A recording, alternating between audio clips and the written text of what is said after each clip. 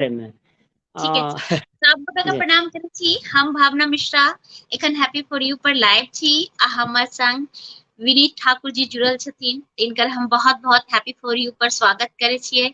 एखन ई नेपाल से हमर संग जुड़ल छथिन तऽ बहुत नीक लागि रहल अछि कि एखन अपन जे छै से कनि टाइम देलखिन हमरा सबके, तऽ एखन नीक से गपशप हैत, इनका बारे में बहुत सारा जानकारी प्राप्त हैत आर हमरा सबके कविता सुनै ले भेटत। तऽ अहाँके स्वागत अछि विनीत जी हैप्पी फॉर यू पेज पर। जी बहुत बहुत धन्यवाद अपने के। हम काठमांडू से छी और बहुत खुशी लागल जे हमरा अपने निमंत्रण देलहुं और अपन गरिमामय पेज पर अयबाक लेल कहलहुं। बहुत बहुत धन्यवाद। और देखियो कि एखन जे छै से साल के अब लास्ट दिन अछि अथी के जी मार्च के हिसाब से जे साल होइ छै ऑफिशियल कहि हाँ, सकै छी जी जी तऽ ई हमरा हाँ, सबके अपने के जानकारी कराबी जे जी जी जी विश्व में नेपाल मात्र एकटा एहन जी देश अछि जाहि जी देश में ई साल चलैया विक्रम अच्छा। संवत जेकरा कहै छै। हाँ जी जी जी हमरा पता है, जी जी हमरा हाँ, पता है जी। ई हमरो लेल खुशी के बात है जे संभवतः ई हमर एहि वर्षक अंतिम अंतर्वार्ता हैत अपने संगे। जी जी जी जी तो बहुत गोटा अपन सबके संग जुड़ गेला है, तो सबका हम जी बहुत बहुत धन्यवाद देबै। पंकज कुमार झा जी लिख रहल अछि स्वागत। और राम दयाल महतो जी लिख रहल छै जय मिथिला।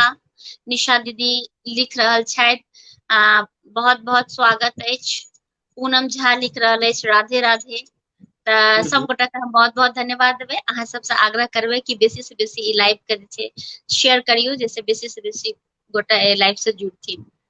जी तऽ सबसे पहिने हम अहाँ से जे एकटा प्रश्न पूछे ले चाहब कि अगर जी अहाँ के पास कोनो भक्तिमय रचना कोनो हुआ तऽ अहाँ हमरा सबके सुनाबी आ आइ के कार्यक्रम के शुरुआत करी। भक्तिमय रचना जे छै से एक मिनट हम पुस्तक में खोजि रहल छी। जी अ, अ, चर्चा एक बेर हमरा कने खोजय पड़त बुझलियै ने। अच्छा अच्छा अच्छा अच्छा। तऽ हम चाहब जे हम किछु जे छै से शेयर कऽ दै छी, जब तक कि अहाँ खोजि रहल छी तब तक एखनका जे लाइव हमर सबके एकरा हम शेयर कऽ दै छियै, जैसे कि बेसी से बेसी गोटा जुड़थिन। आर अपन जी सबके साथ पूनम झा जी भी जुड़ गेलखिन हैं, लिख हम्म, रहल छथिन कि बहुत बहुत बहुत बहुत स्वागत आप सबका। शोभा झा भी जुड़ गेलखिन हैं आ हम्म, अर्चना मिश्रा भी लिख रहल छथि कि स्वागत अछि। शोभा झा हम्म, प्रणाम लिख रहल छथि। तऽ सब गोटा के हम बहुत बहुत धन्यवाद देबै कि अहाँ सब हमर लाइव से जुड़ल छी। आर अहाँ सबसे हम आग्रह करब कि अहाँ सब जे छै शेयर करियौ, हम भी शेयर कऽ रहल छी आइ के लाइव के। तऽ एखन नेपाल से काठमांडू से विनीत जी हमर सबके संग जुड़ल छथिन। एखन इनकर बहुत सारा पोथी सब जे छै से प्रकाशित भऽ चुकले हैं। इनका प्रकाशित कृति छै बाकी अछि हमर दूधक कर्ज। और इनकर वसुंधरा भी जे छै से एकटा ई छै। हाइकू संग्रह छै, हाइकू हाँ संग्रह हाँ छै, हाँ हाइकू कविता हाइकू संग्रह छै कविता। अहाँके। जी जी जी जी जी जी जी विशाखा भी छै अहाँके हाइकू कविता मिथिला। संग्रह छै। हाँ हाँ जी फिर जी अहाँके बहुत सारा पोथी देख रहल छी, बहुत प्रसन्नता भऽ रहल अछि कि अहाँके एते सारा पोथी जे छै से हमरा सबके मैथिली के अहाँके योगदान देख के मन प्रसन्नचित अछि हमर। आर अहाँ एक शिक्षक भी छियै, अपन ज्ञान से जे छै सबके प्रकाशित करैत रहै छी, ई भी हमरा बचपन में बड़ा ही गर्व महसूस भऽ रहल अछि। जी तऽ हमरा अहाँ एकटा जी कविता भेट गेल अखन। जी जी ई जी हमर सुनायल पुस्तक जी बदलैत परिवेश से अछि। ई जी बदलैत परिवेश हमर पुस्तक जे छै से अपने के विक्रम संवत जे छै से 2073 साल, यानी कि नेपाल में जे बड़का भूकंप भेल रहे, भूकंप जी में ई किताब निकलऽ में लेट भऽ गेलै। एक साल 72 साल में भूकंप अच्छा आयल रहे। भूकंप हम्म से पहिने भूकंप से पहिने ई किताब आबय के रहे, लेकिन की भेल तऽ अच्छा बीच में अच्छा भूकंप भऽ गेलै, नहीं तो 2072 में अबितियै। अच्छा तऽ अच्छा एक साल हम लेट भेलहुँ, यानी कि 2017 जनवरी में ई किताब आयल छै। अच्छा हम जे छै से और एहि पोथी के विशेषता ई छै कि ई मिथिलाक्षर लिपि में ई पुस्तक छै। वाह, बहुत हाँ, बहुत ई पुस्तक सुंदर मिथिलाक्षर बहुत। लिपि में। और जी हमर अपने भक्ति से कहलिए जुड़ल तो हम मिथिला के भक्ति से जुड़ल एकटा जी जे छै से अपने के कविता मानवता से जुड़ल सुनाबि रहल छी। हमर जी कविता के शीर्षक अछि नहीं भटकू धामे धाम। जी नहीं भटकू धामे धाम, राखू मानवता पर ध्यान, लागू दीन दुखी के सेवा में, भेटत ओतै भगवान। नहीं भटकू धामे धाम, राखू मानवता पर ध्यान। भीतर से तोड़ि देलक मिथिला के दुख आ गरीबी, भीतर से तोड़ि देलक मिथिला के दुख आ गरीबी, मंदिर के बाहर दुखिया बनल अछि परजीवी, आत्मा में काने परमात्मा, आत्मा में काने परमात्मा, देखियो अबला के जान। नहीं भटकू धामे धाम, राखू मानवता पर ध्यान, लागू दीन दुखी के सेवा में, भेटत ओतै भगवान। जिंदगी के सब धाम एतै छै जतऽ गरीबक बस्ती, जिंदगी के सब धाम एतै छै जतऽ गरीबक बस्ती, ओकरा केओ मानव ढाल बना कऽ करू नहीं बदमस्ती, ओकर दर्द के मलहम बन कऽ करू ओकरे सबटा दान। नहीं भटकू धामे धाम, राखू मानवता पर ध्यान। वाह सब नदी के पानी अमृत, सब नदी के पानी अमृत, बुझू तऽ भावक गंगा, छोड़ू अपन मोनक धोऊ अपन मोनक मैल, चाहे खींचू धोती अंगा, त्यागू मन सँ विरोध भाव के, उगू बन कऽ चान। नहीं भटकू धामे धाम, राखू मानवता पर ध्यान। जी धन्यवाद। बहुत ही सुंदर, बहुत ही नीक चित्रण अहाँ करलिए हैं। तऽ हम चाहब कनिटा अहाँ के बारे में जाने ला कि अहाँ के पढ़ाई लिखाई प्रारंभिक शिक्षा के बारे में केना अहाँ के शुरुआत भेलै जीवन के, तऽ किछु अपना बारे में अहाँ बताबितियै हमरा सबके। जी हमर जीवन, हमर एकटा बहुत सामान्य परिवार में जन्म भेल अछि। हमसब ओतेक धनी मनी परिवार के लोक नहि छी। और एहि क्रम में जे छै से हम अपन गाम के स्कूल सँ शिक्षा शुरू केलहुँ। ओतऽ 3 क्लास तक मात्रे स्कूल छलै, ओहि के बात हम कहि रहल छी। तऽ 3 क्लास तक हम अपन गामे में पढ़लहुँ। तकरा बाद जे छै से ओ 2 क्लास आर बढ़लै, हमसब 3 सँ 4 में गेलहुँ तऽ ओ स्कूल 4 तक भऽ गेलै, तकरा बाद में 5 तक भेलै। तऽ बुझू जे 5 तक मतलब हेतै कि नहि हेतै, हेतै कि नहि हेतै तेहन बात रहै, लेकिन 5 तक भऽ गेलै। तकरा बाद हमरा गाम सँ करीब 1 घंटा के बाद आगू, देखियौ हम तऽ 5 क्लास में रही तहिया के बात करै छी, 1 घंटा चलि कऽ जे छै से हमसब दोसर स्कूल में पढ़ऽ गेलहुँ। ओहि स्कूल के नाम छै परशुराम तलाब स्कूल, जे हमरा सबके गाम सँ कनिक दूर पड़ै छै। तऽ 5 सँ लऽ कऽ 7 धरि 8 धरि हम ओहिठाम पढ़लहुँ।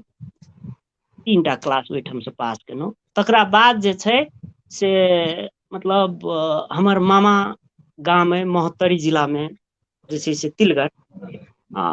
हमर नाना कहलखिन जे नहि आब अहाँ जे छै से एहिठाम रहि कऽ पढ़ू।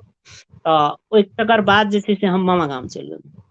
मामा गाम चलि गेलहुँ, ओतऽसँ जे छै से हमरा हॉस्टल में राखि देल गेल, श्री योग कुमार माध्यमिक विद्यालय बलुआसर पल्लव, बहुत पैघ स्कूल। ओहिठाम जे छै से करीब करीब अपने के 7-8 टा जिला के विद्यार्थी पढ़ऽ अबैत छलै, किया तऽ स्कूल के वाह संख्या तहिया स्कूल के संख्या कम छलै, बहुत दूर दूर से लोक सब पढ़ऽ जाइत छलै ओहि स्कूल में। तऽ हम जे जी छै से 8, 9, 10 ओहिठाम पढ़लहुँ। तकरा बाद जे छै से फेर गाम आबि गेलहुँ। गाम अयला के बाद जे छै से हमरा सबके गाम सँ करीब 3 कोस जनकपुर धाम छै, जनकपुर में बहुत पैघ कॉलेज छै रारा ब कैंपस। तखन जे छै से कॉलेज ज्वाइन केलहुँ। ओहिठाम जे छै से अपने के इंटरमीडिएट पास केला के बाद हमरा हमर मामा काठमांडू में रहथिन, अखनो छथिने, तऽ ओ हमरा काठमांडू आनि लेलाह।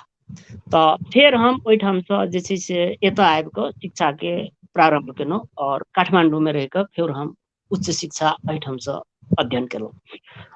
तकरा बाद काठमांडुए में रहि गेलहुँ। एहिठाम आब अपन भगवानक कृपा कही जे तऽ जीवन यापन लिखै में रुचि अहाँ के बचपने से रहै या फिर अहाँ के बाद में रुचि जी हाँ, आब शिक्षा वाला बात समाप्त भेलाक बाद जे छै से आब लेखन के रुचि कहि रहल छी।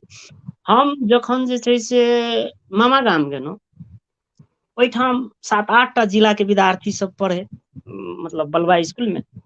तो लेखन में जे छै से हमरा परशुरामे तालाब के स्कूल से हमरा सबके एकटा नेपाली के टीचर रहथे, मित्र प्रसाद ताफले सर कह कऽ। तो ओ कविता लिखथिन अपने, तो ओ सुनबथिन क्लास में, तो हमरा सबके जे सुनबथिन तो कनि मनि हमहूँ लिखी। तहिया हमरा मैथिली मतलब बाजी लेखन के तेहन कोनो अथी नहीं रहे। तो लेखक मतलब कि हम मैथिली में लिखऽ के शुरू केलिए तो आब वो मैथिली नहीं बुझथिन, क्या तो वो नेपाली भाषी रहथिन, नेपाली पढ़ाबऽ के लेल नेपाली भाषी टीचर रहथिन, उनका मैथिली बाजे नहीं अबे। तो बड़ा मतलब बुझल बुझथिन लेकिन बाजल नहीं हुए। तो वो कहलथि कि अहाँ मैथिली नहीं, हमरा नेपाली में लिख के देखाओ। तो नेपालियो में लिखऽ में हमरा सबके इजिए हुए, क्या तो पढ़ै छी, नेपाल में छी, नेपाली पढ़ै छी, तो मैथिलियो में लिखिए आ ओकरे नेपालियो में लिखिए, वही के फिर नेपालियो में लिख कर दिए, तो वो नेपाली में बुझ जाते आ वो जे अनुसार से जे से करेक्शन करथिन, वही अनुसार से जे से हम ओकरा फिर मैथिलियो में कऽ लिए। तो एही ढंग से हमर लेखन के क्रम चलल। और कहल जाए तो 8 क्लास में गेला के बाद तो हम 15-20 टा कविता लिख लेने रहिए, 7 से वाह, शुरू के लिए। ओ सब कोनो कविता अहाँ के पास उपलब्ध छै, ये याद छै जे अहाँ ओइ समय में लिखलियै? जी, ओहि समय में आब की भेलै कि कविता सब गाम पर छुटि गेलै, ओ डायरी। अब गाम पर छुटला के बाद आब हमर माता राम ओतेक जे छै से, मतलब हमर माताजी एकटा डायरी जे छै से बचा कऽ 3-4 साल पहिने ओ हमरा देलथि कि देखू अहाँके एकटा पुस्तक अथी डायरी या ई डायरी लिअ। लेकिन संजोग से वो डायरी हम नहीं आनि सकलहुँ, लेकिन हमरा जे छै अपने के किछ किछ याद है जे हम सुनाबि सकै छी अपने के। तो सुनायल जाओ ओइठाम ओइ जी समय के जी कविता। जी हाँ, ओहि समय में जे छै से अपने के की रहे कि हम सब सामान्य परिवार में जन्म लेला के कारणे किछ ओहि समय के जे परिस्थिति रहे, ओहि समय के हम वर्णन केने रहिए, जेकरा हम हल्का मतलब कि फेर बदल कऽ कऽ बाकी अछि हमर दूधक कर्ज में रखने छियै, ओ कविता हम सुनबे छी। ओहि कविता के शीर्षक छै कोरो आ पाइड़। मतलब घरक कोरो जे होइ छै, घर में कोरो जे छै से पाइड़ पर रहे छै एना कऽ अड़कल। पहिने फूस के घर होइ छलै, तऽ हमरो सबके ओहने घर छलै। तऽ एहि कविता के शीर्षक छै कोरो आ पाइड़। गरीब छोड़ि कऽ के बुझतै गरीबी के मारि, ओ तऽ पेटे लेल जरबै छै कोरो आ पाइड़। गरीब छोड़ि के बुझतै गरीबी के मारि, ओ तऽ पेटे लेल जरबै छै कोरो आ पाइड़। भेल छै स्वार्थी सब नेता अपन स्वार्थे में चूर, छिनलकै जे ओकर सपना दुख भऽ गेलै कोसो दूर। गरीब छोड़ि के बुझतै गरीबी के मारि, ओ तऽ पेटे लेल जरबै छै कोरो आ पाइड़। ओकरे पर सब मुँहगरहा करै छै ब्रह्मलूट, ओकरे पर सब मुँहगरहा करै छै ब्रह्मलूट, निकालै छै ओकरे सब फायदा करा कऽ फूट। रहितै जे ओकरो लग अपन ज्ञानक बखारी, नहि बनतै समाजक लेल दरिद्र आ भिखारी। भेल छै बहुतो ठाम स्कूल आ कॉलेजक निर्माण, भेल छै बहुतो ठाम स्कूल आ कॉलेजक निर्माण। पेट में अपूग दाना तहने सब किछ वीरान, पेट में अपूग दाना तहने सब किछ वीरान। कोनो गोटा नहीं खेलाउ ओकर जीवन से खेल, करियौ ओकरो आगू समाजक विकासक लेल। गरीब छोड़ि कऽ के बुझतै गरीबी के मारि, ओ तऽ पेटे लेल जरबै छै कोरो आ पाइड़। वाह, बहुत ही सुंदर, बहुत ही सुंदर। एकटा आर कोनो रचना अहाँ अपन मन से हमरा सबके सुना दिअ। हम एकटा जे छै से, किया तऽ हमर रचना सब कनि जे छै से अपने के जानकारी करा दी, हम ओना प्रकृति प्रेमी लोग छी। जी प्रकृति पर हम बेसी लिखै छी, और समसामयिक घटना सब जे घटैत रहै छै जी समाज में वएह चीज सब हमर कविता के स्रोत अछि। जी नेपाल में जखन पंचायती व्यवस्था छलै, पंचायती व्यवस्था के बाद जहन जे छै से मतलब कि अभियान चललै कि आब देश में प्रजातंत्र अयबाक चाही, तो ओहि प्रजातंत्र लाबऽ में हमहूँ सब जे छै से सेनानी के रूप में काज केने छी, मतलब कि प्रजातंत्र के बहाली के लेल ओहि समय में आंदोलन केने छी। ओहि आंदोलन में कविता जे छै से बहुत चर्चित भेल रहे, जे कविता हम पुनः एतऽ जे छै से सुनाबऽ चाहब अपने के। स्वागत। हाँ, हमरा मन पड़ि गेल ओ कविता ओहि आंदोलन के क्रम में। छै अपने के हम सब तो ई बुझिए जे नेपाल में प्रजातंत्र हेतै, जनता सब में खुशहाली हेतै, आ हमरा सबके पड़ोसी देश भारत पहिने ही ओतऽ जे छै से प्रजातंत्र गणतंत्र सबकिछु जे छै से ओहिठाम अपने सबके विभिन्न अथी सब अइ। तऽ हमसब तऽ पंचायती व्यवस्था में रहैत रहे, तऽ ओहि समय के एकटा छै जे हम मिथिला, बाद में एकरा जे छै से मिथिला भक्ति पर जे छै से लिख कऽ, और इहो हमर जे छै से बाकी अछि हमर दूधक कर्ज कृति में से हम अपने के सुना रहल छी। केहन सपना हम मीता, अखनो ई ओतबे सान्दर्भिक छै, एकरा ध्यान देल जाय। केहन सपना हम मीता देखलहुँ भोर में, केहन सपना हम मीता देखलहुँ भोर में, माय मिथिला जगावैत भरल नोर में। केहन सपना हम मीता देखलहुँ भोर में, माय मिथिला जगावैत भरल नोर में, कहैत रणे बने भूमि हम अधिकार लेल, सुतल छै तो क्षुब्ध छी तोहर विचार लेल। कनिको बात पर हमरा तू करे विचार, कि सुतला से ककरो भेटलैया अधिकार, जोड़ि एक एक हाथ बनबै तो लाखो हाथ, कर हिम्मत तो पुत्र हम छियौ तोहर साथ।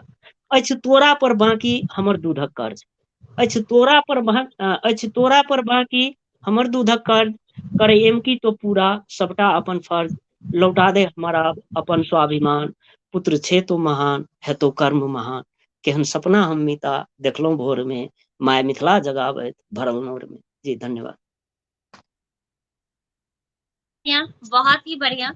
तऽ कनिटा अहाँ के जे पोथी सब छै जे अहाँ के पास एखन अवेलेबल छै, से सब हमरा सबके देखा देतियै। पुस्तक सब देखब अपने सब? जी देखायल जाय। रुकल जाय, आब कोन कोन पुस्तक अइ एहिठाम से हमरा देखऽ पड़त।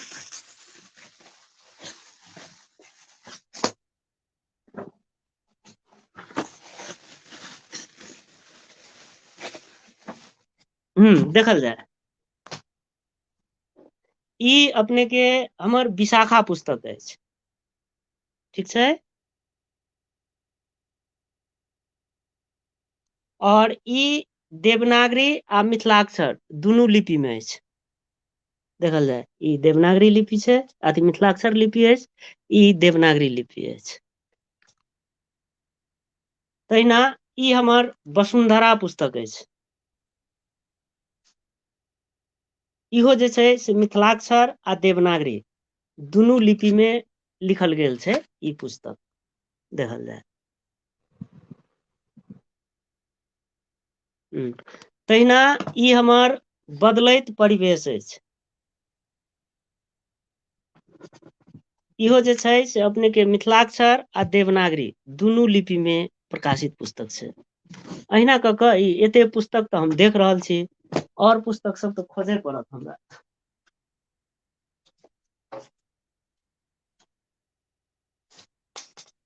जी बहुत ही बढ़िया। तऽ अब अहाँ के जे ई पोथी जे रिलीज भेले हैं, अहाँ के पोथी जे अहाँ छपेलिए हैं, तऽ वो कते दिन के बाद अहाँ छपेलिए? मतलब लेखन के कते दिन के बाद? नहीं, हाँ, लेखन के कते साल के बाद अहाँ के एले विचार की छपाबिए? नहीं, ई जे छै से जहन हम काठमांडू आबि गेलहुँ, तऽ काठमांडू एलाके बाद जे छै से एहिठाम साहित्यिक माहौल मैथिली के बहुत नीक रहे। हमसब संस्थे चलाबैत छलहुँ, जे छै से एहिठाम मैथिल नवयुवा साहित्य परिषद कहि के रहे, और ओहि संस्था में जे छै से हमसब काज करैत छलहुँ। आ ओहि समय में हम जे छै से 2062 साल में हमर पहिल कृति आयल छै, विक्रम संवत 2062 साल। जे भारत में तऽ ईस्वी संवत चलैया, हमरा सबके विक्रमे संवत में सब काज होइ छै, तें विक्रम संवत हमरा बेसी बुझल रहैया। तऽ 2062 साल के मतलब भऽ गेल अखन 2078 साल छै। तऽ अपने जोड़ि सकै छियै कि कते भेलै से, 62 10 72, 16-17 वर्ष पहिने हमर पहिल कृति आयल रहे। वाह 16-17 वाह वर्ष पहिने। वाह वाह, बहुत नीक। तो ओहि कृति से अहाँ किछु रचना हमरा सबके सुनैबतियै। जी ठीक छै। ओहि कृति से हम अपने के एकटा रचना सुनाबि रहल छी। जी एकर शीर्षक छै 34 अमंगल। जी जी चारू सुनाइ। कात जे छै से अखन जी ई गाछ वृक्ष सब कटला से जे छै जी से जी पूरे जी मतलब वातावरण में जे असंतुलन आयल छै ओहि पर तऽ जी छै स्वार्थे बस मानव उजारलक ओ जंगल, स्वार्थे बस मानव उजारलक ओ जंगल, तै धरती पर देखल 34 अमंगल। ठंडी में कनकनी, गर्मी में अधिक गर्मी, नदी नाला के आ बंद भ गेल सर्वी। बिन मौसम में वर्षा कतौ खसे ठनका, बिन मौसम में वर्षा कतौ खसे ठनका, भेल पाथरे से घायल जीव जंतु ऊपर का। खेत भेल बालू बुर्ज, कम किसानक उपजनी, खर्चा भेल रुपैया, अछि आमदनी अठन्नी। स्वार्थे बस मानव उजारलक ओ जंगल, तै धरती पर देखल 34 अमंगल। कोयलीक कुहू, पपीहाक पिउ पिउ, मुश्किले से सुनी चिड़ैया के चिरचू। कोयलीक पिउ पिउ, कोयलीक कुहू, पपीहाक पिउ पिउ, मुश्किले से सुनी चिड़ैया के चिउ चिउ। देशक धन थिक हरियर वन जंगल, रोपू सब मिल धरती पर छाए मंगल। स्वार्थे बस मानव उजारलक ओ जंगल, तै धरती पर देखल 34 अमंगल। जी वाह, बहुत ही नीक, बहुत ही सुंदर, बहुत ही सुंदर। आब हम चाहब कि अहाँ के दोसर जे पोथी अछि ओहो से अपन एकटा रचना अहाँ सुनैबतियै। ठीक छै। दोसर पोथी के केहन रचना सुनब से कहल जाय। किया तऽ हमसब तऽ वर्सटाइल रचना करै छी, मतलब कि विभिन्न चीज पर जे छै से विभिन्न परिवेश पर विभिन्न तरहक रचना सब होइत रहै छै। आब जी जी अपने जी कहलहुँ जी तऽ हम एकटा सुनाबै छी। जी मिथिलाक धरती, जी मिथिलाक धरती। बिल्कुल, स्वागत स्वागत। कविता के शीर्षक अछि मिथिलाक धरती। जी हमर जी मिथिलाक धरती, हमर मिथिलाक धरती, सोनक खाइन, अमृत अछि कमला आ कोशी के पानि। हमर मिथिलाक धरती सोनक खाइन, अमृत अछि कमला आ कोशी के पानि। खेत में सगरो उपजे अन्न वाली, खेत में सगरो उपजे अन्न वाली, लुधकल अछि फल फूल डाली डाली। चुन चुन चिड़ैया चिहुके बोन बाद, टहल लगाबे सगरो बन कऽ आजाद। नामी बथुआ कर्मी आ पोरो के साथ, नामी बथुआ कर्मी आ पोरो के साथ, स्वाद में छुपल अछि अनुपम राग। हमर मिथिलाक धरती सोनक खाइन, अमृत अछि कमला आ कोशी के पानि। जड़ी बूटी भेटैत अछि बाड़ी झाड़ी, भाँटि तिलकोर संग गुलभन्टिकारी। संस्कृति के दुनिया में अपने अछि मान, जनक सलहेश कारिक लोरिक महान। हमर मिथिलाक धरती सोनक खाइन, अमृत अछि कमला आ कोशी के पानि। जी धन्यवाद। वाह वाह, बहुत ही नीक, बहुत ही बढ़िया। अहाँके बहुत सारा जगह से सम्मानित भी भेलियै हैं। जी तऽ अहाँके हम एक बेर पढ़ै छी, लिखल अछि जी ग्रामीण तथा धनुषा जिला क्षेत्र में सम्मान सेहो अहाँके भेटल अछि। जी मैथिली सिने संसार सम्मान भेटल अछि। जी आर ई जे छै से प्रथम उपराष्ट्रपति जी के हाथ से, नेपाल के जे रहथिन हुनकर हाथ से प्राप्त जी भेल हैं। गुरुकुल सम्मान सेहो अहाँके प्राप्त भेल हैं। जी आर ओहो प्रथम जे राष्ट्रपति राष्ट्रपति। हाँ जी नेपाल के हुनकर से भेटल अछि। जी मध्येश रत्न सेहो अहाँके प्राप्त भेल हैं। जी नेपाल सरकार प्रतिभा पुरस्कार जी प्रधानमंत्री जी के हाथ से भेटल अछि। जी जन सेवा श्री राष्ट्रीय विभूषण राष्ट्रपति जी के हाथ से जी राष्ट्रपति भवन में अहाँके प्राप्त भेल हैं। जी जी और अहाँके नेपाल में प्रज्ञा प्रतिष्ठान से प्रकाशित आंगन वार्षिक पत्रिका के संपादक सेहो अहाँ करलियै हैं। जी जी जी और बहुत सारा अहाँके संपादन में भी देख रहल छी, तऽ एहि लेल अहाँके बहुत बहुत धन्यवाद कि अहाँके एते सारा जे छै से कार्य अहाँ कऽ रहल छी। तऽ अहाँके हम ढेर सारा शुभकामना देब, बधाई देब। अपन सबके संग बहुत गोटे जुड़ गेला हैं। काकू जी सुधीर मंडल जी, निशा झा जी, पूनम झा जी, पंकज कुमार झा जी, माला झा दीदी जुड़ल छथिन, और जिनकर राकेश भारती जी, अर्चना मिश्रा दीदी, और पूनम हम कनी अपनी जी जी जी हम कहल क्लियर कर दी। जी सबसे पहिने जे सब जुड़ल छथि उनका सबके हम नमन करै छियनि। किया तऽ मिथिला मैथिली जे छै अपना सबके जाहि माटि पानिसँ आयल छी अपना सब, चाहे देश विदेश में कतौक रहैत होइ, मिथिला मैथिली के जे छै से सेवा करब अपना सबके जे छै से कर्तव्य छै। और जहाँ तक जे छै से अपने पुरस्कार के बात केलिए, तऽ पुरस्कार के लेल हम कहियो नहि काज केलिए। वो तो छेबे करे, लोग पुरस्कार के हम लिए जे छै करबे से नहीं करे छै, लेकिन हम सम्मान काज भेटै करैत छै। गेलिए, जी लेकिन हमरा ओ सौभाग्य प्राप्त भेल नेपालक भूमि पर जी कि जखन नेपाल गणतंत्र में प्रवेश केलकै, ओहिसँ जी पहिनहु गणतंत्र में प्रवेश करऽसँ पहिनहु हमरा विभिन्न संघ संस्था सबसँ जे छै से लेखन के बदौलत हुनका सबके नीक लगैत छलनि लेखन, अखनो नीक लगैत छनि तऽ देला। तऽ पहिल राष्ट्रपति और पहिल उपराष्ट्रपति नेपाल, वाह पहिल राष्ट्रपति जी सँ आ पहिल उपराष्ट्रपति जी सँ अपने के जे छै से हमरा सम्मान भेटल। तकरा बाद में जे छै से मैथिली सिने संसार सम्मान के जे अपने बात केलियै, मैथिली सिनेमा में गीत लिखबाक लेल हमरा जे छै से ओ सम्मान जे छै से मैथिली सिने संसार पत्रिका आ नेपाल सरकार के जे फिल्म सिटी छै एहिठाम, ओहि दुनू के संयोजन में ओ सम्मान हमरा भेटल छल। वाह तहिना जे छै से अपने के प्रथम राष्ट्रपति जी के हाथ सँ गुरुकुल सम्मान, जे गुरुकुल संगीत पाठशाला, वरिष्ठ शास्त्रीय संगीत गायक श्री गुरुदेव कामत जी के नाम सुनने हेबै अपने सब, बहुत पैघ गायक छथि ओ, मिथिला के अपना सबके विभूति छथि एक प्रकार सँ। ओतेक नीक जे छै से हुनकर गायन छनि। और अपने के जानकारी करा दी, नेपाल में 10,000 से बेसी शिष्य छनि हुनकर। जतेक गायक गायिका छै ओ सब हुनकर शिष्य छथिन, करीब करीब सब हुनका सँ पढ़ै छथिन, आ अखनो ओ काठमांडुए में छथि। तऽ ओ जे छै से ओहिठाम सँ हमरा गुरुकुल सम्मान भेटल रहै। तहिना जे छै से अपने के मधेश रत्न हमरा भेटल, मधेश रत्न सम्मान काज के बदौलत। तकरा बाद जे छै से प्रतिभा पुरस्कार भेटल हमरा नेपाल सरकार के, नेपाल सरकार के दिश सँ, प्रधानमंत्री जी के हाथ सँ।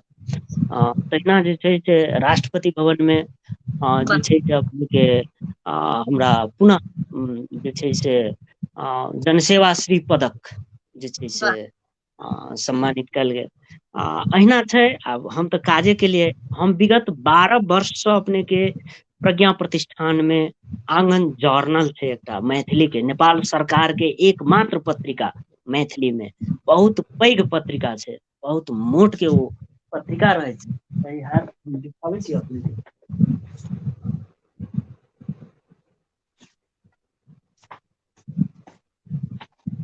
जते गोटा जुड़ल छी सबका हम बहुत बहुत धन्यवाद दे। बबीता झा जी जुड़ल हम छथिन, निशा हमरा झा दीदी, जी जी, गुलाब झा जी, सुनील अदम्य जी,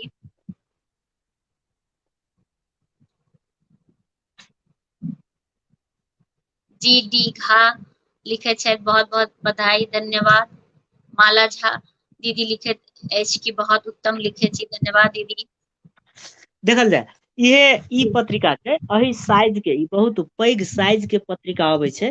ई नेपाल सरकार द्वारा निकलऽ वाला पत्रिका छै। एहि पत्रिका के नाम छै आंगन, और ई नेपाल सरकार के एकमात्र पत्रिका जे वर्ष में एक अंक। खोल कर भी दिखा दिया, खोल कर दिखा दिया।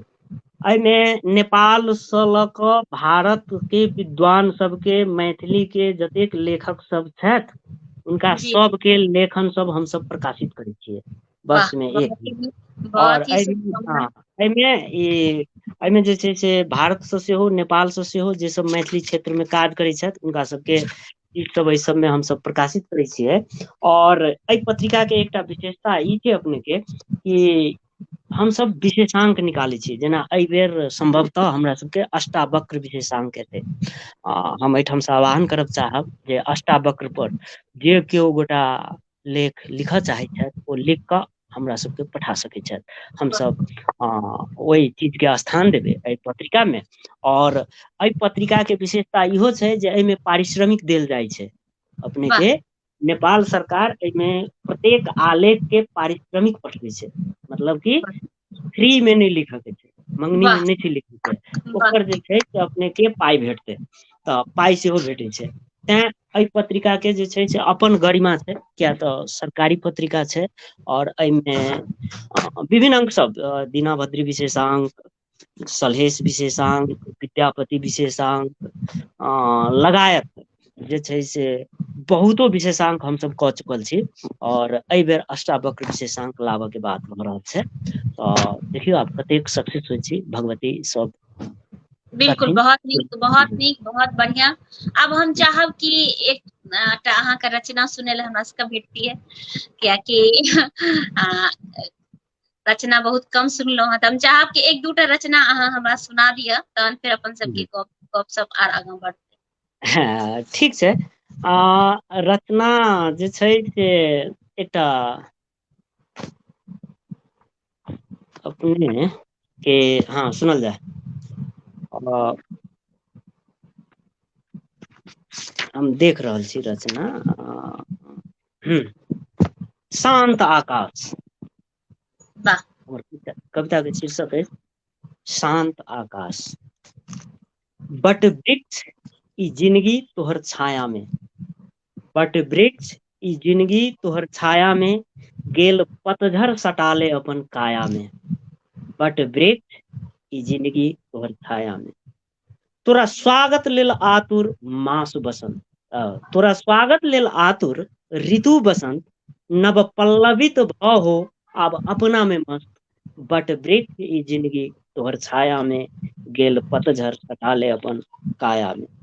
मेघ गर्जन भेल संग खसल पाथर, मेघ गर्जन भेल संग खसल पाथर, चोट आत्मा पड़ल नैन बनल सागर। बदलब मौसम ई प्रकृति के गुण, बदलब मौसम ई प्रकृति के गुण, मोन तर से सुनऽ लेल प्रेम पातक धुन। तोरे सँ जग ई शीतल शांत आकाश, तोरे सँ जग ई शीतल शांत आकाश, चहुओर संतुलन मधुरिम बसात, नव सृष्टिक सृजन नव श्रृंगार लआ, नव सृष्टिक सृजन नव श्रृंगार लआ, नवीन गुण लेने सुख सार लआ। बट वृक्ष ई जिंदगी तोहर छाया में, गेल पतझड़ सटाले अपन काया में।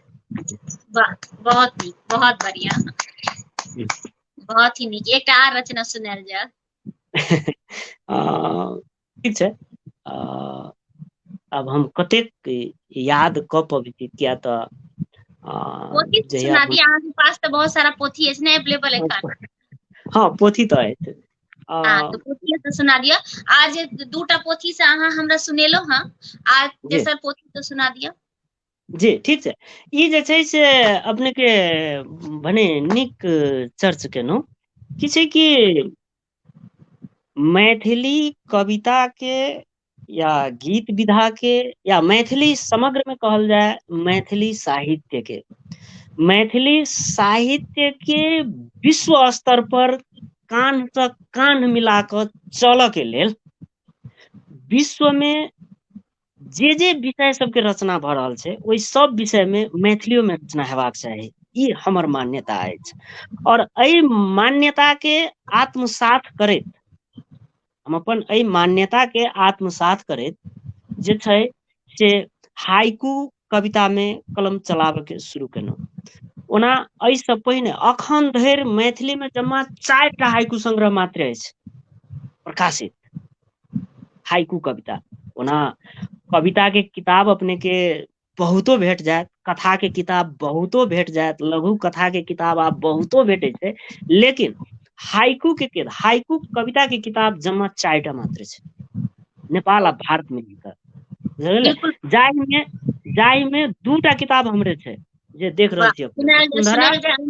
हाँ ओहिमे से तऽ हम एहिमे सुनै ले सँ चाहबै, हाइकू वाला अहाँ हमरा रचना सुनाउ, बिल्कुल हम सुनै जी के। जी हमर जे छै से हाइकू के सबसे पहिने हम किछु नियम अपने के कहि दी, जाहिसँ कि और व्यक्ति सब आकर्षित हेता लिखऽ के लेल। किया तऽ बिल्कुल हमरा बिल्कुल बहुत आदमी रहै छथि मैसेज करैत आ पूछैत रहै छथि जे हाइकू, ओना हम बहुतो के सिखेलियै हँ मैथिली में हाइकू लिखऽ के। जे धर्मेंद्र भाईजी, धर्मेंद्र बिहुअल, जे एहि आंगन पत्रिका के प्रधान संपादक छथि, सॉरी की कहै छै, जी हाँ, कार्यकारी संपादक एहि पत्रिका के, आंगन पत्रिका के। सबसे पहिने मैथिली साहित्य के इतिहास में सबसे पहिने हाइकू संग्रह हुनके आयल छै। तकरा बाद हम जे छै से दूटा आनलियै। हाइकू की छै कि 5-7-5, पहिल लाइन में 5टा अक्षर, दोसर लाइन में 7टा अक्षर, तेसर लाइन में फेर 5टा अक्षर। ई जापानी विधा छै, मतलब कि जापान से आयल छै। ई अखन हिंदियो में बहुत चर्चित भऽ रहल छै, हिंदियो में बहुत चर्चित छै हाइकू विधा, आ मैथिलियो में चर्चित आब होबऽ लगलै है। एहिमे से हम अपने के किछु हाइकू सुनबै छी।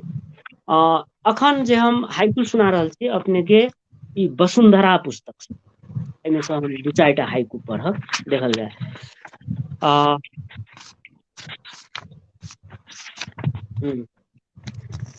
सगरमाथा, बुझल हैत अपने सबके कि माउंट एवरेस्ट विश्व के सबसे बड़का चोटी, मतलब कि जे नेपाल में अवस्थित छै। तें हमर पहिल हाइकू अपन देश पर समर्पित छै। सगरमाथा में 5टा अक्षर छै। सगरमाथा सर्वोच्च हिमालय, धन्य नेपाल। सगरमाथा सर्वोच्च हिमालय, धन्य नेपाल। ई एकटा हाइकू भेल। दोसर हाइकू छै, साँपक अंडा। अभी कनिक हाइपोथेटिकल बात छै। साँपक अंडा निकलै मुंह सँ, सामना करी। साँपक अंडा निकलै मुंह सँ, सामना करी। वाह और अपने बुझि गेल हेबै कि आइ काल्हि मनुष्य जे छै से कोन ढंग से अथी कऽ रहल छै। जी एकरा जी बाद जी छै, देख गुलेठी, मतलब गुलेती जे बच्चा में चलबै छलियै हमसब चिड़ै के मारऽ के लेल, से छै। देख गुलेती चतरल डाढ़ि सँ पेड़की फुर्र। देख गुलेठी चतरल डाढ़ि सँ पोरकी फुर्र, पोरकी उड़ि गेलै। तकरा बाद छै, ककर बिच्छ, ककर बिच्छ मकड़ा के जाल में करे संघर्ष। ककर बिच्छ मकड़ा के जाल में करे संघर्ष। अगर ककर अखन सबसँ विषालु जे छै से ककर बिच्छ के मानल गेलैया, वएह जखन मकड़ा के जाल में संघर्ष कऽ रहल छै, तऽ मानव कोन ढंग से जीव रहल है अखन, से बात जेनाकि छै। हम सब जे हाइकू लिखे छियै तऽ पहिने 1 अक्षर, फिर 2 अक्षर, फिर 3 अक्षर, फिर 4 अक्षर, फिर 5 अक्षर, या तो 7 के ले छियै या तो 5 के लेलहुँ। हम जेना हिंदी में लिखे छियै तऽ हम अपन बता रहल छी, एनहियो करै छियै तऽ सबके। आर अहाँ बढ़िया हमरा बतेलहुँ, तऽ हम प्रयास करब अहाँ जे हमरा एखन आ, बतेलहुँ ओहिमे जी, हम प्रयास करब लिखैके। अपने शायद वर्ण पिरामिड कविता के बात कऽ रहल छी। अच्छा वर्ण हाँ, पिरामिड, हाँ वर्ण पिरामिड हम कह दिलौ, सही बात, बिल्कुल बिल्कुल सुनल जाय। वर्ण पिरामिड कह दिलौ, बिल्कुल। मैथिली में वर्ण पिरामिड कविता के बहुत अभाव छै। वर्ण हम्म, पिरामिड कविता में अपने कलम चला रहल छी, हमरा खुशी लगैया। हम अपने के बेसी नहि, हम्म, 1-2टा हम्म। वर्ण पिरामिड कविता सेहो सुनबै छी, जे हमरा याद आबि रहल है। सुनाउ जाए, बिल्कुल बिल्कुल सुना हाँ, दे, हमरा बहुत नीक लागेया। सही कहलियै, वर्ण पिरामिड के हम हाइकू कह देलहुँ, सही, बिल्कुल सही। इएह छै जखन वर्ण जी जी कहल जाय। वर्ण पिरामिड कविता छै, एकटा हम सुनाबै छी। हम्म। ई कनि हालांकि प्रकृति आ प्रेम के सम्मिश्रण छै एहिमे। जी। हे चान, हे चान चंद्रमा, हे चान की लाज, लग आउ निर्मल मोन, अहाँक चकोर बाट जोहि रहल। वाह। हे चान की लाज, लग आउ निर्मल मोन, अहाँक चकोर बाट जोहि रहल। तहिना दोसर छै जी भू जी भू मतलब पृथ्वी, भू जल प्रकृति, भू जल प्रकृति मानवीय अमूल्य स्रोत, रोपू गाछ वृक्ष रक्षा करू जीवन, रोपू गाछ वृक्ष रक्षा करू जीवन।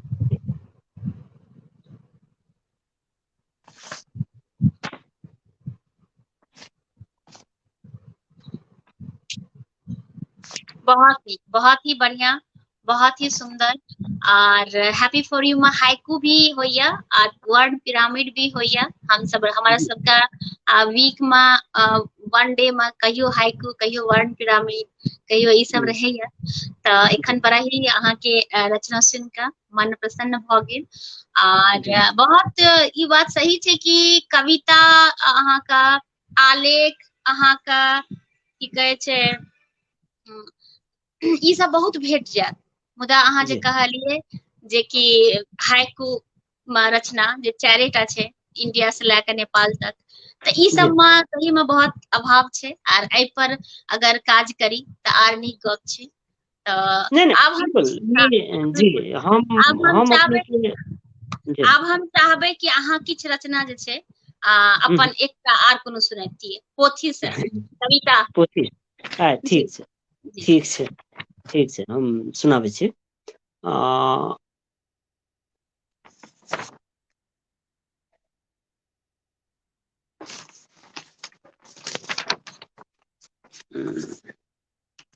हमर कविता के शीर्षक अछि जे करे घोटाला।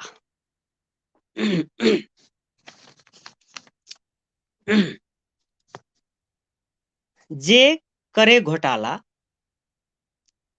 ओकरे अखन बोलबाला, चलत कोना ई दुनिया कह रे ऊपर वाला। गाम नगर में बेईमान, वन में घूमे शैतान, गाम नगर में बेईमान, वन में घूमे शैतान, मानव भ दानव बन सज्जन के करे अपमान। आब सज्जन के बस्ती सब बन गेल बधशाला। जे करे घोटाला ओकरे अखन बोलबाला, चलत केना ई दुनिया कह रे ऊपर वाला। मदपन में जकरल मानव, मदपन में जकरल मानव बनल अछि अभिमानी। सोनित भेल सस्ता, महग भेल पानी, कहिया ओ छोड़त मानव मदपनक प्याला। जे करे घोटाला ओकरे अखन बोलबाला, चलत कोना ई दुनिया कह रे ऊपर वाला। बन शांति दूत कुम्हरो सा आरे कबूतर, बन शांति दूत कुम्हरो सा आरे कबूतर, परसैत तो शांति बस जो बस्ती के भीतर। बना दे एहि दुनिया के शांति के पाठशाला। जे करे घोटाला ओकरे अखन बोलबाला, चलत कोना ई दुनिया कह रे ऊपर वाला। जी धन्यवाद। बहुत ही नीक, बहुत ही बढ़िया। हम चाहब कि एक आर अहाँ अपन रचना सुने तो फिर अपन सबके लाइव का हम समाप्त कर दिए, ठीक ना? हाँ एक आर रचना सुनायल जाए, ठीक ना? जी है। कंप्यूटर अखन के जे छै से कंप्यूटर बहुत चर्चित चीज छै। कंप्यूटर पर हमर बहुत पहिने लिखल एकटा कविता सुनल जाए। इंटरनेट ईमेल कंप्यूटर के दुनिया, इंटरनेट ईमेल कंप्यूटर के दुनिया, चैटिंग पर भेटल हमर ललमुनिया। नाम ओकर भाई जेहने छै अलका, तेहने ललितगर केस ओकर ललका। इंटरनेट ईमेल कंप्यूटर के दुनिया, चैटिंग पर भेटल हमर ललमुनिया। चैटिंग से शुरू भेल निक प्रेम कहानी, वेब लेंसक सामने लागे ओ रूपक रानी। हल्का लिपस्टिक, गोल गोल मुखरा, लागे ओ जेना हंसैत चानक टुकड़ा। हाय हेलो ओकरा सँ होइत छी नित दिन, कीबोर्ड से बजबैत छी हम प्रेमक बिन। आब चाहे घर में होय कतबो धमाका, चलबै संग संग लगे केहनो नाका। इंटरनेट ईमेल कंप्यूटर के दुनिया, चैटिंग पर भेटल हमर ललमुनिया। धन्यवाद। बहुत ही नीक, बहुत ही बढ़िया। तो जेना कि अहाँ किछु दिन से हैप्पी फॉर यू के एक्टिविटी देख रहल छियै, तऽ जी अहाँके हैप्पी फॉर यू के वास्ते कोनो अहाँ एडवाइस देले चाहिए, या अहाँके मन में कोनो गप से हमरा साथ कनी बतैतियै, अहाँ अपन राय देतियै। नहीं नहीं ई बहुत नीक बात छै कि अपने सब सन व्यक्ति सब अपने सन व्यक्ति हैप्पी फॉर यू पेज चला रहल छथि और एहि पेज पर एक से एक विद्वान सब अपना अपना ढंग से लाइव देने छथिन, जाहि पर हमर नजर छल। हम देखलहुँ बहुत चीज सब देखैत रहै छलहुँ, खुशी लागल। अहिना कतौ रही, किया तऽ अखन प्रविधि के एतेक विकास भऽ गेलै जे केओ कतहुसँ कोनो काज कऽ सकैत छथि। एहिमे अपने सब एकटा जे छै से मिथिला मैथिली के लेल एतेक नीक काज कऽ रहल छी, ई मिथिला मैथिली के लेल गौरव के विषय अछि।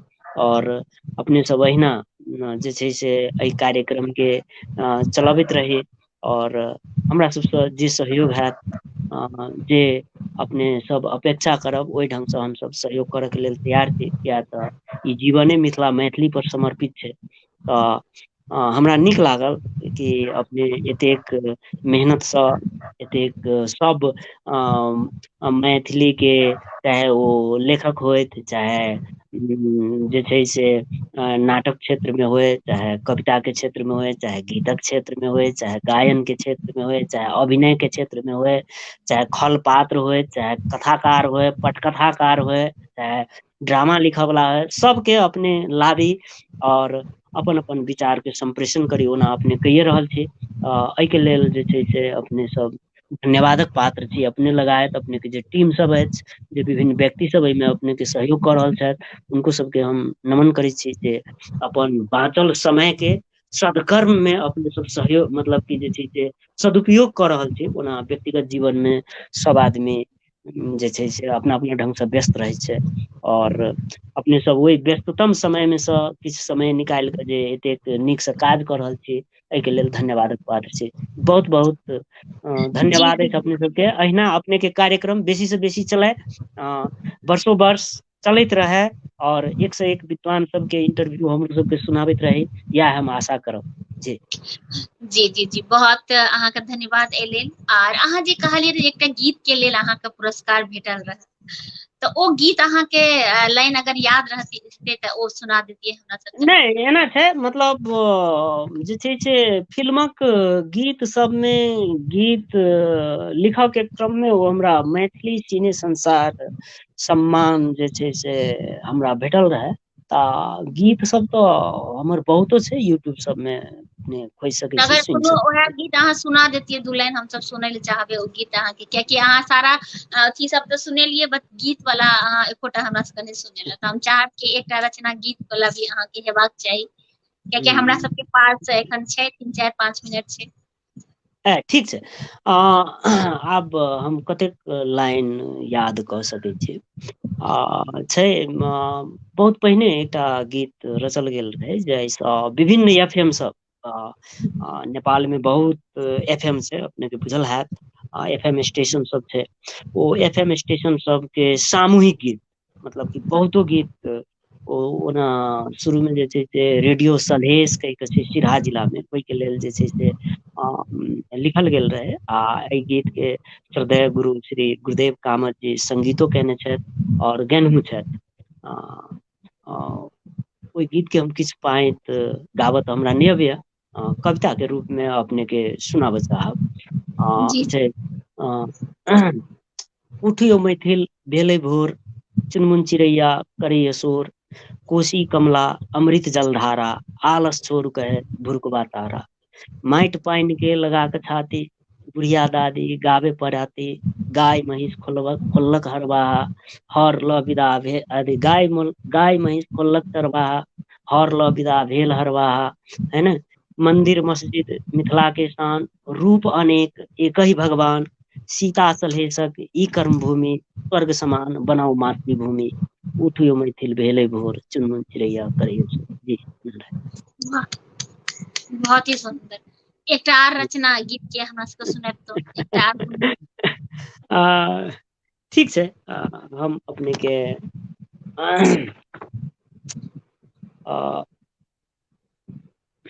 सुनी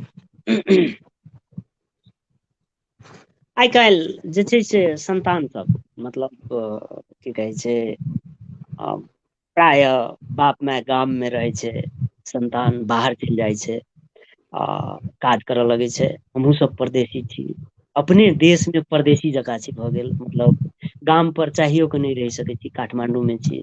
तऽ एहन समय में जे छै से एकटा वृद्ध के मन में, वृद्धा के मन में केहन प्रकार के भावना उत्पन्न होइ छै। एक दिन हमहूँ सब वृद्ध हैब तऽ ओहि समय में की हेतै तकर कल्पना कऽ कऽ हम एकटा कविता छी लिखने काल। सुनल जाय। हमर बूढ़क सहारा बनल आब लाठी, हमर बूढ़क सहारा बनल आब लाठी, लागे जेना ई जीवन असगर कौआ काठी। नहु नहु लाठी के बल, नहु नहु लाठी के बल, घूमी चौक चौराहा, केओ नहि पूछे चलल छी बाबा अपने कहाँ। हमर बूढ़क सहारा बनल आब लाठी, लागे जेना ई जीवन असगर कौआ काठी। कतेक मानदानसँ भेल एकटा बेटा, कतेक मानदानसँ भेल एकटा बेटा, पढ़ेलहुँ लिखेलहुँ ओकरा रहि कऽ अधपेटा। सुख की देत ओ तऽ जाकऽ बैस गेल विदेशी शहर में, सुख की देत ओ बैस गेल विदेशक शहर में। घुमियो कऽ नहीं आबे, घुमियो कऽ नहीं आबे अपन गाम घर में। हमर बूढ़क सहारा बनल आब लाठी, लागे जेना ई जीवन असगर कौआ काठी। देखल गेल किए बूढ़ जुआन बीच अन्तर, देखल गेल किए बूढ़ जुआन बीच अन्तर, कि जुआने लग छै समाज चलाबऽ के मंतर, कि जुआने लग छै आब समाज चलाबऽ के मंतर। जा धरि नहि करब हमरो अनुभव के प्रयोग यौ, ता धरि नहि भेटत मिथिला, ता धरि नहि भेटत मिथिला में विकासक योग यौ। हमर बूढ़क सहारा बनल आब लाठी, लागे जेना ई जीवन असगर कौआ काठी। जी वाह। धन्यवाद। तऽ अहाँके इंडिया जे छै से अहाँ कते दिन भऽ गेल एनाइ? इंडिया भारत, देश भारत कते भारत दिन भेल? हाँ कते दिन भेल अहाँके एनाइ? नहि एना छै, वास्तवमे कहबै तऽ की छै कि भारत में हम जे छै से भिट्ठा मोड़सँ आगू पैदल, मतलब कि गाड़ी से कहल जाय तऽ भिट्ठा मोड़ से आगू हम नहि गेल छी। हम दरभंगा अच्छा सीतामढ़ी सब तऽ नहि गेल छी, मुदा नेपाल सरकार द्वारा हम जे छै से मतलब कि नेपाल के प्रतिनिधि कवि के रूप में जे छै बाइ प्लेन दिल्ली, तहिना जे छै से जयपुर, एहि सब में जे साउथ एशिया के जे कॉन्फ्रेंस होइ छै, ओहि कॉन्फ्रेंस सबमें हम भाग लेने छी। आ वही कॉन्फ्रेंस सब में हम पहुंचल छी समय समय पर, और नेपाल के प्रतिनिधि कवि के रूप में। और ओहिठाम जे छै से हम अपन बात सब रखने छियै नेपाल के दिशसँ, जखन सब देश के 8 देश के कवि सबके बीच में ई 4 दिन 5 दिन के कॉन्फ्रेंस होइ छै। और ओहि कॉन्फ्रेंस में जे छै से हमसब 2 आदमी 3 आदमी नेपाल से जाइ छियै, और एहन में तऽ गेल छी। ओना हमरा बहुतो बेर निमंत्रण आयल आबऽ के लेल, जेना मधुबनी सबमें कार्यक्रम होइ छै, दरभंगा सबमें होइत रहै छै, मुदा हम छियै नहि ततेक दूर जे मतलब हम काठमांडू में रहै छी, जीवन यापन के क्रम में काठमांडू में छी, एहिठाम से आबऽ जाय में कनि हमरा असहज जी जी बुझाइत रहै। जी जी जी, और बहुत ही नीक, बहुत बढ़िया। हेल्थ के अहाँके विषय जी जी जी जी, अहाँके रचना सब सुनि कऽ विभोर भऽ गेलहुँ। आर अहाँके जे मैथिली के लिए योगदान अछि, बहुत मतलब जतेक प्रशंसा करी ओतेक कम अछि। एनाहिए जी लिखैत नहीं रहू, सब इएह से हम बात शुभकामना नहीं देब हम अहाँके, एनाहिए खूब लिखैत रहू, खूब आगाँ बढ़ैत रहू। आर अगर केओ आबै ले चाहे छथि हैप्पी फॉर यू में, एकटा मैसेज देखलियै रहे किनको रहे, तऽ हुनका से इएह कहबै कि हमर हैप्पी फॉर यू टीम के किनको भी, कोनो भी मेंबर से अहाँ संपर्क करू आर हैप्पी फॉर यू में आबू। हम सबके स्वागत करै छियै हैप्पी फॉर यू में। आर अहीं सबके ई पेज अछि, बस हम एकटा कहै छी ने संचालन कऽ रहल छी। और की कहै छै, बस अहाँ सबके योगदान के हम छी जे अहाँ सब योगदान करै छी, ताहि लेल ई पेज चलि रहल छै। एखन जे एलखिन हँ विनीत जी तऽ हम दिल से बहुत बहुत आभार करे छियै कि अहाँ टाइम निकालि कऽ टीचर छथिन तऽ स्कूल वगैरह से सबसे घर पहुँच के मैनेज कऽ के एखन लाइव में एलखिन हँ ताहि लेल इनका बहुत बहुत धन्यवाद देबै। और एही के साथ हम अहाँ सबसे विदा ले चाहब और फिर आबै छी हम अगला बृहस्पति का और अहाँके एही के साथ बहुत बहुत धन्यवाद। सबगोटे के प्रणाम। जय मिथिला, जी जय मैथिली। जी, हाँ, जय मिथिला, जय मैथिली। हमरो नीक लागल। ओना हम एटा बस मिथिला मैथिली के सेवा करैत छी, अतबे बुझैत छी। हम केहन लिखै छी सेहो नहि हमरा सबके बुझल रहैया, बस रचना करै छी। अपने सबके नीक लागल एहिके लेल हम धन्य, अपना के धन्य महसूस करै छी। ठीक छै, बहुत बहुत धन्यवाद अपना के। जी ठीक है, हाँ, प्रणाम। जी जय मिथिला, जय मैथिली। जय